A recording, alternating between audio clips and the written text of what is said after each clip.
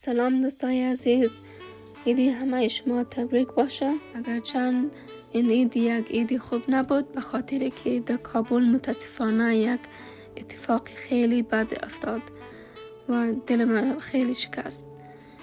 اما امیدوارم که روز خوبی را سپاری کرده باشید و کنار فامیلی و دوستانتان.